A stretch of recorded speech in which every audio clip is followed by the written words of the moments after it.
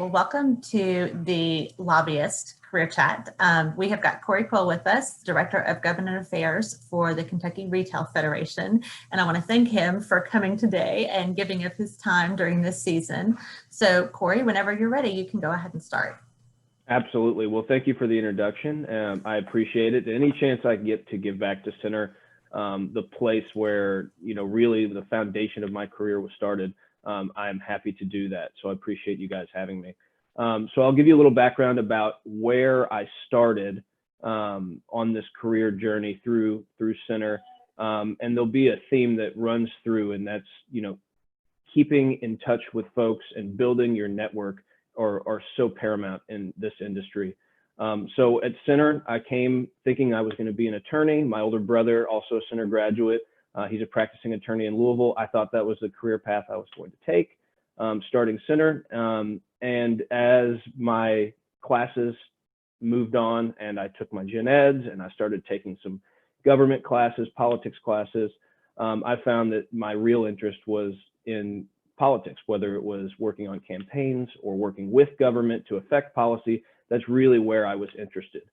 So by happenstance, a family friend of mine knows someone in Rand Paul's office. So my junior year, I got an internship for the summer in Senator Paul's office. And I fostered a relationship with folks in that office and around that space. That same year, I took a public policy class at Center for my Center term, taught by Andrew McNeil, who's a lobbyist, who was a lobbyist in Kentucky, also a Center grad.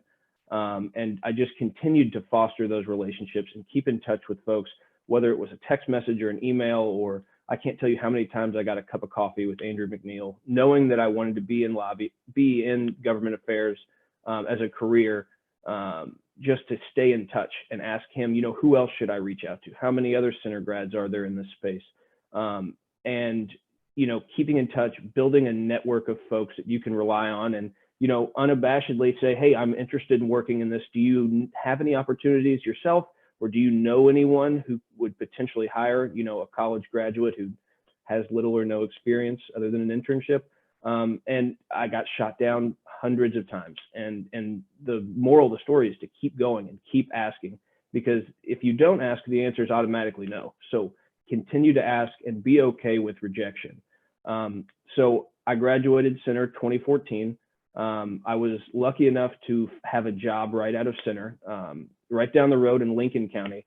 There was a judge executives race that was heating up, and the Republican candidate needed a campaign manager. So of course he hired me. I have zero campaign experience, but I was willing to work, and we worked through that campaign all the way to November to unseat a long time incumbent Democrat there. Unfortunately, we lost the race, but through that experience and campaigning throughout Central Kentucky, I met a lot of folks, local representatives who worked in Frankfort, different people who were parts of advocacy groups, all types of folks who work in and around politics in the government space. So after we lost in November, that was 2014, there was a governor's race heating up for 2015. Through all the contacts that I'd met, I met somebody who was working on Hal Heiner's campaign. He was running for governor, and I was lucky enough to be hired by him, worked on his campaign, doing the same stuff, reaching out to folks, talking to people, giving out my cell phone number, emails, having coffee with folks. That race culminated the primary in May of 2015, where he lost. So this was back-to-back elections that I had worked on where my candidate had lost. And working in campaigns, it's essentially a 6-month contract. You work for the campaign. If your candidate wins, maybe you'll be fortunate enough to get a job in the administration or whatever office they hold. But if they lose, you're either working on the next campaign or you'll have to switch careers. And a lot of folks who work on campaigns really enjoy the grind, knocking on doors, making phone calls. With the advent of digital media, it's kind of shifted a little bit. Maybe it's tweeting, whatever it is to work on campaigns. And that just wasn't me. I wanted something that was stable, something where I could account for, buying a house and having a mortgage, and campaign life where you have to essentially find a new job every 6 or so months wasn't for me. So after the race in May of 2015, I was looking for a job, didn't know exactly what I wanted to do. I worked for my cousin who's in construction, and I just so happened to work on a house, and the house was the president of Sotheby's International Realty. He said he was looking to hire someone, and I said I'd be more than happy to help. I didn't know what I wanted to do, so I got into real estate, got my real estate license. While doing that, the Bevan campaign called me and said, hey, we want you to come work on the campaign. And this would be my third campaign in a row. I did not expect the governor, the candidate at the time, Matt Bevan, to win election. So I said, no, I just can't work on a third campaign and lose and have to find a new job in November. The election comes around, he wins. His office calls me and asks me if I would come work with him in the governor's office. So I took that position in February of 2016. And it was one of the best decisions I'd ever made. Working in constituent services in the governor's office, it was maybe the best job for me at the time. It goes along with this whole premise of keeping a broad network of folks. Constituent services, essentially, you adjudicate anything that a constituent problem. So if someone calls and asks, about their Medicare, or if someone calls about their tax refund, you have to go and work with that part of state government to try to solve their problem. So during the course of working in that position, I learned all there is to know about state government. I learned about every single issue you possibly could fathom, stuff that I didn't even know that the state works on. There's just, any number of things. Working in that position for a few months, I got promoted to the finance cabinet, where I worked in the Office of Inspector General. In that role, I did a lot of work with contracting and government contracts, which is an issue that constituent services wouldn't necessarily cover. Bringing it back to my experience at Senator Andrew McNeil, the professor I had at public policy, he joined the Bevan administration and was also working in the finance cabinet. So I got to reunite with him, as well as Mason Meredith, who is another Center grad, who was in my public policy class. He ended up working in the finance cabinet as well, keeping that connection between Center and work and growing the network, continuing to work. When I was there for about 2 years, and then another Center grad who was working in state government called me, Philip Brown. He worked on the Kentucky Communications Network Authority. So I moved over to that role, working more in, essentially my title was program director, but I was, the de facto legislative liaison for the Kentucky Wired project. For those who don't know, that's the 3,000-mile broadband project across Kentucky, essentially building our own infrastructure instead of renting or leasing from AT&T to provide internet to state offices. So I got to work with them and learn quite a bit about the legislative process. Just some inside baseball for those who may not know. The project is not very popular. It's very expensive, and like with any construction project, it was way behind and over budget.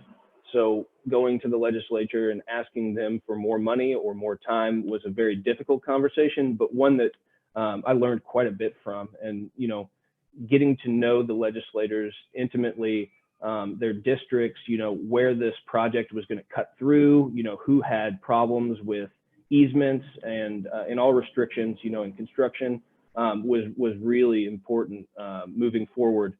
So the summer of 2019, last year, I got a call from the Kentucky Retail Federation. They were looking for a director of government affairs. And I accepted the position, and I've been with them ever since.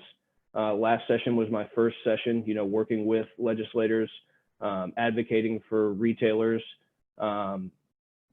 and through this whole process, still maintaining contacts with all of the center folks and growing my network of folks that I reach out to, and hopefully after this, having some folks that may reach out to me if they're interested in this industry. So I'll stop rambling and open it up to any questions, or if you have any specific questions, feel free.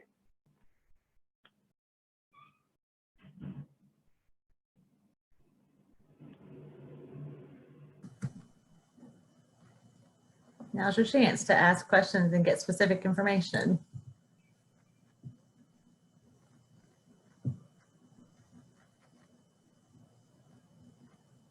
If there are no specific questions, I can tell you a little bit about what we've been doing at the Retail Federation and who we are, you know, as it relates to this pandemic. So,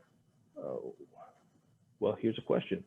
To the stigma of lobby. Well, I don't know what the stigma of a lobbyist would be. So I guess, you know, that's okay if you can't speak. No worries, Jackson. So lobbyists do get a stigma, and I'm not really sure if that's founded. Just like in any profession, there are good people and bad people, people who follow the rules and the laws and people who don't. I don't feel that stigma personally, and maybe it's because of, you know, the bubble I'm around and the people who I'm with. I advocate for our clients, the folks who hire us to represent them in Frankfurt. And personally, I've never had to do anything that was, you know, against my personal beliefs or anything like that. Growing up in a family where my dad's a small business owner, a restaurant owner, the things that I advocate for in Frankfurt directly impact those people, those small business owners, the restaurateurs, the local pharmacists. All of those things affect them. The policies I advocate for affect them in a positive way. And retail's the second largest employer in the Commonwealth. And I think it's vitally important that they have a voice in Frankfurt and have their opinions heard. Hey, Corey. It's Bridget. Hey, Bridget. How are you? A little late. I'm good. How are you? I'm well, thank you. I have a quick question. Here in Tennessee, we are kind of struggling to figure out what our legislative session is going to look like. I don't know if Kentucky's the same with coronavirus, if you guys have a plan in place for when you do go into session, and what does that look like? Right. That's a very good question. Thank you, Bridget. So this session will look a little different than last year or the previous years. We won't be allowed in the Capitol, you know, all of the time. My usual day during session when legislators are in, I'll get to the Capitol around 7:30 and either, you know, be early and prep for the meetings I have for the day, and, you know, over the course of the day, meet with dozens of legislators, and then leave late at the evening. But that's not what it's going to look like this year. We're allowed to have appointments at the Capitol and in the Annex building when they're scheduled, but we cannot be there to go to committee meetings. There's no general public allowed to be admitted into the Capitol. But they plan on having their session. This year is a 30-day session. Kentucky has a biennium budget where they pass a 2-year budget. Last year was the year they were supposed to pass a budget, and halfway through the session, that got cut short, so they passed a 1-year budget. So this year is kind of an unprecedented year where they have a short 30-day session. They have to pass a budget on top of, you know, the number of legislative priorities that have sprung up because of COVID. What does Tennessee look like, or do they have a plan yet?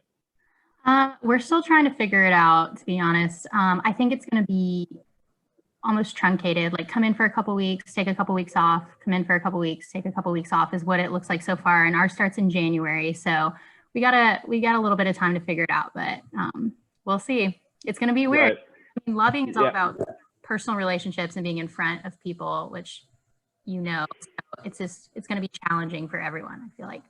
Right. And I think it's been so important, and this might just be part of a generational thing. A lot of the lobbyists that we work with, you know, maybe we have issues that work together in parallel. They don't have these legislators' cell phone numbers. So that's something we've worked super hard to do, is be able to keep a database of all of these folks' contacts and be able to text them when they're on the floor, or, you know, when they're in a committee meeting and they're getting questions, you know, from someone, have the you know, the ability to speak with them directly, because you won't be able to have these meetings before different committees meet in the Capitol. And, you know, that's something that I think the Retail Federation has a leg up on some of these other folks, other contract lobbyists or groups that might not have that type of relationship. Yeah, I would agree with that for sure. And you guys probably have a lot on your plate coming in the next session with retail and coronavirus relief and everything moving forward with that. So good luck to you with all that. Thank you. We're actually using some legislation passed in Tennessee. You guys did some liability reform. We're using some of the same language to try to get something passed in Kentucky this session. So appreciate you guys getting ahead of it for us. Yeah, anytime. Right. But so to back up a little bit and maybe give Jackson some insight, there is a difference between executive branch lobbying and legislative lobbying. I'm registered to do both, and as are most folks who work in this space. So a lot of what we did when legislators are not in session is working with different cabinets, different constitutional officers, Ryan Quarles, the Director of Agriculture, Allison Ball, Treasurer, working with their office to effect some policy from within the administration. So a lot of the stuff that we've done is with the governor's office, and we've been on the phone countless times with him, trying to see what way we can slow this spread without completely decimating industry. And that's really been a challenge, especially because we can't be there to sit down in person to say, to read the room or see what he's feeling or who else he has on the call, et cetera.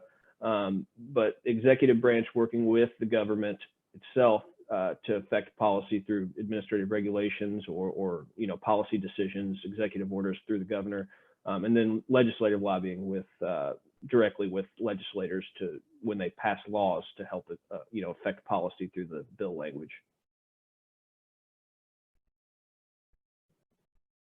Bridget, do you guys do a little bit of both, or are you guys just legislative? My shop is just legislative in-house over here. We have one guy that works with us who works in DC, and then we just handle state, but our office is a little bit of community relations, but everyone is registered as a lobbyist. Gotcha. Yeah. The beginning of my little talk, I spoke about my first job in the governor's office was in constituent services, which is a little bit like community relations, where you maybe field calls or questions from folks who have, a problem or an issue arise. And that was really enlightening to me to be able to learn about all of the different facets of government and how to resolve issues. I know that you're a little bit targeted and specific with the group you represent, but I imagine it's similar in the calls you get from folks. Oh, for sure. And I actually have a question for you, Corey. What would be your advice for someone trying to break into the lobbying realm at the state level? Sure. So I think your advice was perfect. This job is all about personal relations, and my whole theme through this has been building a network and fostering relationships with folks. It's so vitally important, and you can't be afraid to fail. I said earlier that, I've gotten coffee with pretty much every lobbyist in Frankfurt through the end of my college career and even after college, just meeting with people, talking to them, whether it's former elected folks or people who are on the ground lobbying now, advocacy groups, trade associations, anyone who touches this space. Who knows, there may be an opportunity for you, or if not, you'll be able to say that, this is a person I can depend on to call and, someone to stay in touch with. And if something comes up later, that would be the best way that to break into the field. That's how I did it. And I don't think my story is much different than other folks.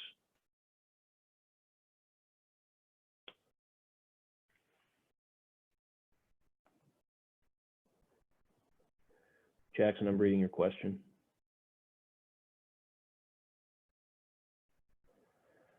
Well, I would find, an issue area you like, and then find a politician you like, one with similar values. There's no politician that you're going to agree with 100%. I certainly don't. And that's one of the issues at the federal level is this, the dogma attached to a candidate, and people not caring about specifically the ideas, and they care about the person. I think most people have that backwards, but you need to find someone who you can agree with on a lot, and then find an office that you think that you would like to work for potentially. So I mentioned Ryan Quarles, he's the agriculture commissioner. If those issues are something that you like or interested in, maybe try to find someone who's running for ag commissioner, or the same with treasurer, attorney general, secretary of state, any local elected official, someone who's running for a state senate, state house seat, or governor's office. All of those would be great spots. If you want to work in DC federally, obviously there's, 5 congressional, or all of the congressional districts in the state, 2 senators. There's quite a few elections that will be coming up. Any of those would be a good place to land. It all depends on where you want to end up. And, even if you're not interested in agriculture, find someone who's running for agriculture commissioner or something similar. And maybe you can work your way into their administration and then over to somewhere else. I'm from Louisville. I've been to a farm maybe twice, but I have quite a few friends who work in the ag commissioner's office, and we're on the phone all the time. Part of the Retail Federation is the Agribusiness Association of Kentucky. So, I put on my cowboy boots and go to those board meetings and meet with the folks and just build relationships, even in areas where you may not have a huge ton of interest. And that was a rambling response to what should have been a concisely answered question. I'm sorry, Jackson.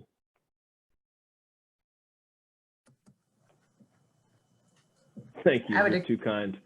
I would agree with Jackson. This has been some really great information and some really great discussion. Jackson or Bridget, any final questions for Corey? No, I'm good. Thank you, Corey. It's good to catch up with you too.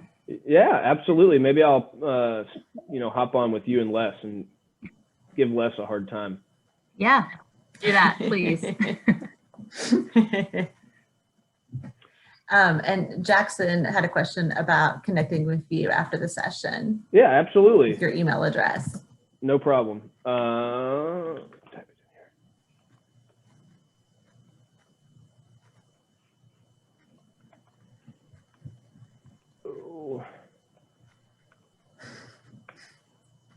Feel free to reach out anytime. I'm happy to get a cup of coffee. Well, maybe not right now, but in the near future, get a cup of coffee with you.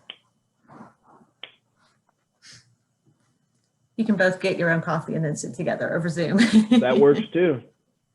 All right. Well, please please join me in thanking Corey for this great information and this great discussion. This was very, very informative. We really appreciate your time. Nope. And yeah, thank you again. Have a great rest of your day, everybody. Thanks, Corey. Thanks. See you, Bridget.